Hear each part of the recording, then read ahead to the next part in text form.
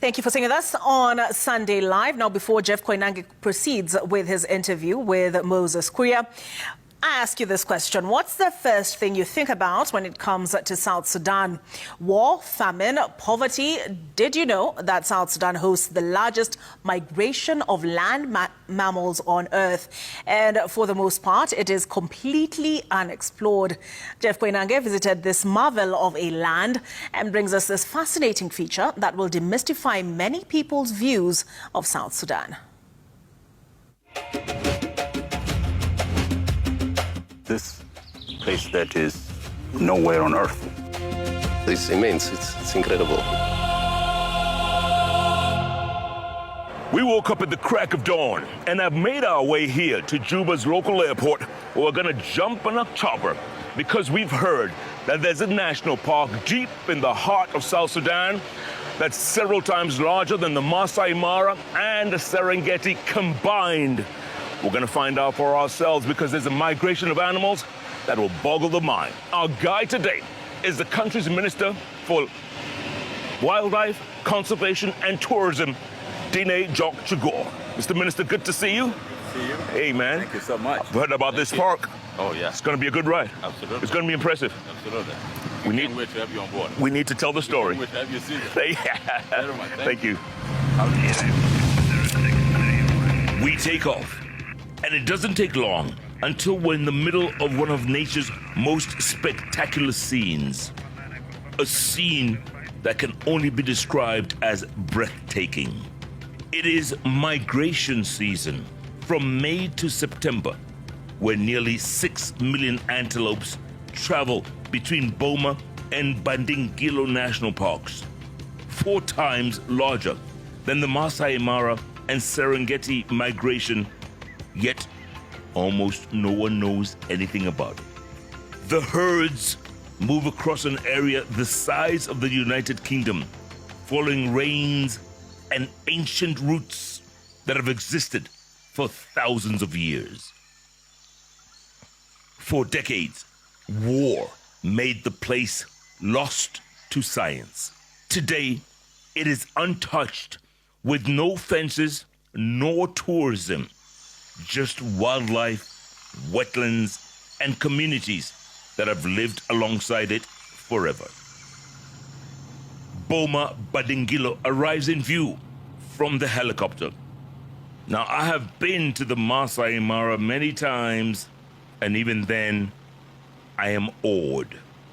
Some say it could be described as the 9th wonder of the world. It is vast and yet secluded in an area that is under-traveled and remarkably untouched. It is beautiful, yet frightening. It is inviting, yet foreboding, barren and bountiful. I feel like I'm in uncharted territory as we make our way down a path to the only resort in this vast area. The country's tourism minister says this is the best kept secret in the region, or maybe even in the continent. That this is this place that is nowhere on Earth. God just put it here. God just set it up. And the whole world didn't know about it. If I ask anybody today, tell me where you can find, nearly, 6 million animals staying in the wild like this on Earth. There's nowhere you can find it. Only in South Sudan. There are animals in this 10,000 square kilometer park that one only reads about in books, like the Roba gazelle, the Marula gazelle, the Tiang, and many more. There are also prides and prides of lions, lots of leopards as well in the trees. There are herds of elephant, giraffe, you name it. Some here have described this place as the Garden of Eden when it comes to national parks.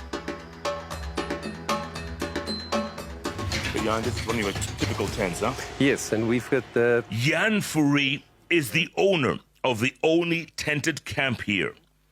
He has worked across the continent, and he believes the scale of the Boma Bandingilo is unlike any other tourism space.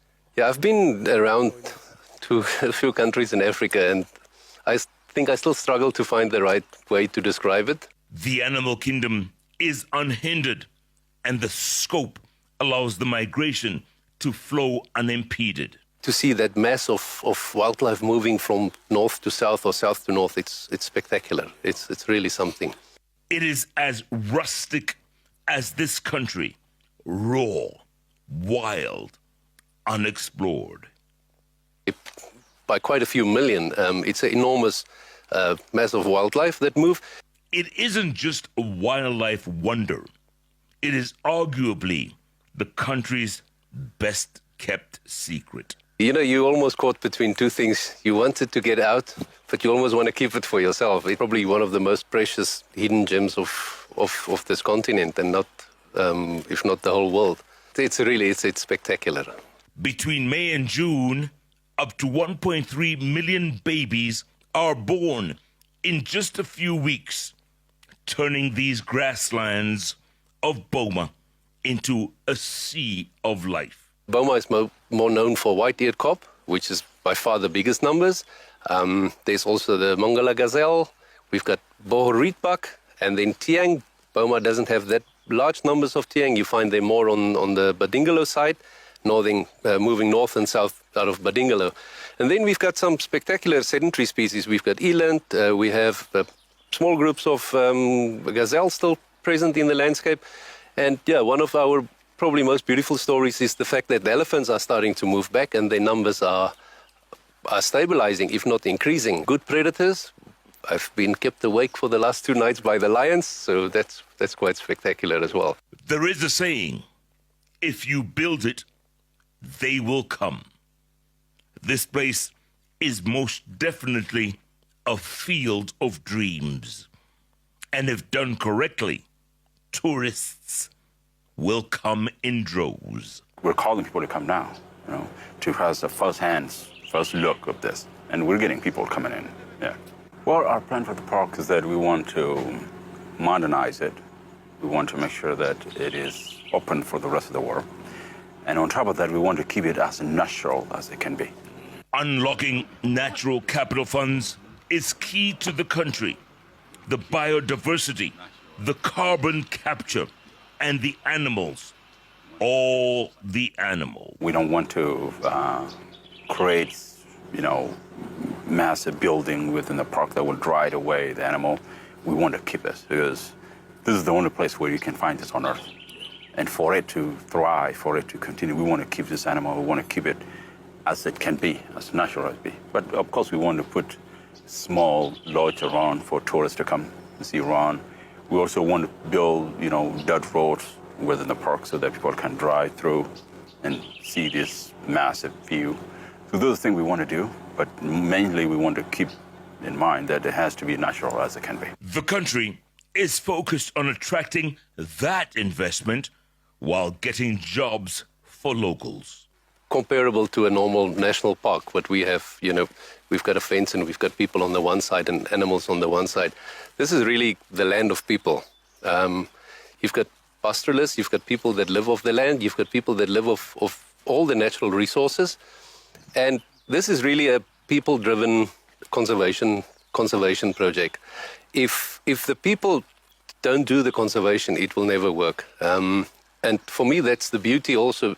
I think that this is the way conservation in Africa is moving. What is amazing for me is that all the furniture was made on site. One camp is a small start to something with the potential to be bigger.